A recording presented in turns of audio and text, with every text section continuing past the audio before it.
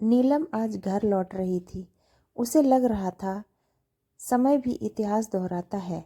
उसे सब एक एक करके बातें याद आ रही थी जो उसने कल और आज देखा। न जाने आने वाला कल क्या दिखाए। नीलम वो यादों में खो गई। जब उसकी शादी हुई तो उसे सिर ढकने को कहा जाता था। एक बार की बात है, जब उसे उठने में देर हो गई तो सासू माँ ने दरवाजे में बाहर से कुंडी लगा दी। तब नीलम ने अपने पति दीपक से कहा, अजी देखिए, ये दरवाज़ा क्यों नहीं खुल रहा है। फिर उसने ज़ोर लगाया, तब पर भी न खुला।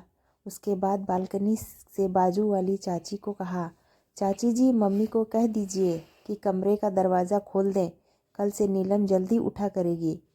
फिर बाजू से रमा चाची आई। उन्होंने मम्मी से कहा, अरे रज्जो, तूने बहू के कमरे की बाहर से कुंडी क्यों लगा दी।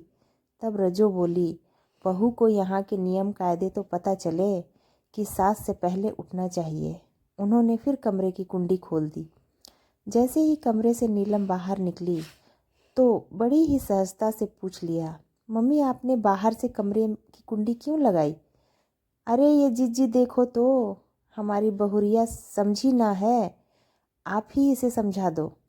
तब दीपक बोला, क्या मम्मी घर की बात इतनी छोटी सी बात को बढ़ा रही हो। नीलम की जल्दी उठने की आदत नहीं है, इसलिए नींद नहीं खुली तो क्या हो गया।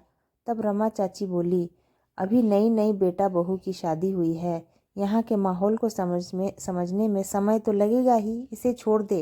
रज्जो ने कहा, बहू मैं कह दे रही हूँ, ऐसा यहाँ न चलेगा। यहाँ बड़ों की मर्यादा और नियम कायदे का भी ध्यान रखना पड़ता है। हम अपनी सास से पहले उठते थे, अब तुम भी आगे से ध्यान रखना। नीलम कुछ न बोली। उसने हाँ हाँ में सिर हिलाकर रसोई घर की तरफ चली गई। अब वह सास के अनुसार सब काम करती। उसका एक देवर भी था, उसका भी वह सारा काम करती। सास के नियम कायदे मानते हुए 2 साल बीत गए। अब वह गर्भवती हो गई। अब उसे काफ़ी तकलीफ होती। फिर भी रज्जो जी ताने देना न चूकती। उन्हें अभी भी सब काम समय पर चाहिए था। फिर भी वह चू से चा नहीं करती। अब दीपक को उसकी तकलीफ देखी नहीं जा रही थी तो उसने मम्मी से कहा, मम्मी क्यों न कुछ दिन नीलम को उसकी माँ के यहाँ भेज दें। तब उसकी मम्मी ने कहा, नहीं बेटा, जितना काम करेगी बच्चा उतना ही स्वस्थ होगा। अब डिलीवरी का समय निकट आ रहा था तो नीलम को चलने फिरने उठने बैठने में परेशानी होने लगी। कुछ दिन बाद उसे मायके भेज दिया गया। सास ने उसकी कोई सेवा नहीं की। उसकी सास ने कहा, हमने भी बच्चे जने हैं, दीपक बहुत हो गया, मुझे यहाँ कितनी परेशानी होती है, आखिर मैं कब तक चौका चूल्हा संभालूं। अब उसके छोटे भाई ने भी कहा, हाँ हाँ भैया, देखो ना मम्मी को कितना काम करना पड़ रहा है, आपको तो भाभी की ही पड़ी है कि उसे आराम मिले। तब दीपक ने कहा, अरे रौनक, कैसी बात कर रहा है, तेरी भाभी को डॉक्टर ने आराम करने बोला है। अरे भैया, यहाँ मम्मी परेशान हो रही है, वो आपको नहीं दिख रहा है। आपको भाभी की चिंता है पर मम्मी की नहीं। मेरी शादी हो गई होती मैं तो माँ को बहुत आराम देता।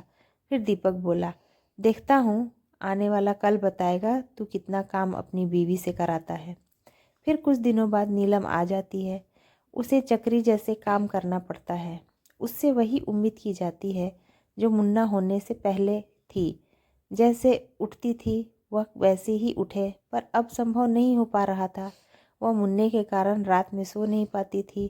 अब सासू माँ उसे ताने देने लगी। तब नीलम और दीपक ने अलग होने का फैसला कर लिया। अब यहाँ मम्मी भी कुछ न कर पाई। अब नीलम का मुन्ना 3 साल का हो गया। तब सासू माँ ने खुशखबरी दी कि रौनक की शादी तय हो रही है, तुझे दौड़ दौड़ कर काम करना है, सब संभालना है। उस समय वह कुछ नहीं बोली, पर दीपक बोला, मम्मी हम मदद तो करेंगे पर हम पर निर्भर नहीं होना। अब नीलम उतना ही काम करेगी जितना उससे बन पड़ेगा।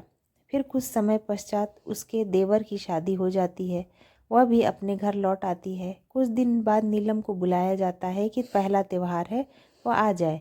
तब वह वहाँ पहुँचती है तो देखती है मम्मी जी सुबह से उठी हुई हैं। उन्होंने ही चाय नाश्ता बनाया हुआ है। देवरानी अभी तक कमरे से न आई, तब भी वह कुछ न बोली। उसने दोपहर का किचन में कोई काम भी नहीं किया। वह तो तैयार हुई और ऑफिस चली गई। आखिर देवरानी नौकरी करने वाली थी और देवर की पसंद की थी, इसलिए उसकी सासू माँ की कुछ नहीं चलती थी। अब त्योहार का नाश्ता बनाना था तो नीलम ने मदद की। अब शाम को देवरानी ऑफिस से लौटकर अपने कमरे में आराम करने चली गई। उसे जैसे घर के काम की कोई चिंता ही न हो। जब रात में नीलम उसके कमरे से अपने कमरे में की ओर जा रही थी, तब देवर कह रहे थे, अरे जानू, तुम्हें काम करने की कोई चिंता नहीं होना चाहिए।